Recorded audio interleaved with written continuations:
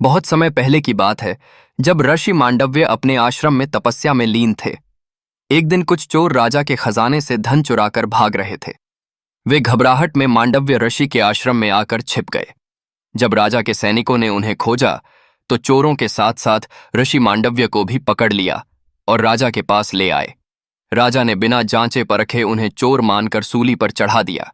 लेकिन आश्चर्य की बात यह थी कि ऋषि मांडव्य के प्राण नहीं निकले। सूली पर लटकने के बावजूद वे जीवित रहे। यह देखकर राजा को अपनी गलती का एहसास हुआ और उन्होंने ऋषि से क्षमा मांगी। ऋषि मांडव्य ने सोचा, मैंने तो कोई अपराध नहीं किया, फिर मुझे यह दंड क्यों मिला? इस जिज्ञासा के साथ वे यमराज के पास पहुंचे और पूछा, हे यमराज, मुझे यह दंड क्यों मिला? यमराज ने उत्तर दिया, हे महर्षि, बचपन में आपने एक कीड़े की पूंछ में सुई चुभोई थी। उसी पाप के कारण आपको यह दंड मिला।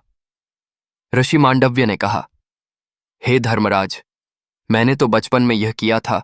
उस समय मुझे पाप पुण्य का ज्ञान नहीं था, फिर भी आपने मुझे इतना बड़ा दंड दिया। शास्त्रों के अनुसार 12 वर्ष तक के बच्चों को पाप का दंड नहीं मिलता। इसलिए मैं आपको श्राप देता हूं कि आप मनुष्य योनि में शूद्र माता के गर्भ से जन्म लेंगे।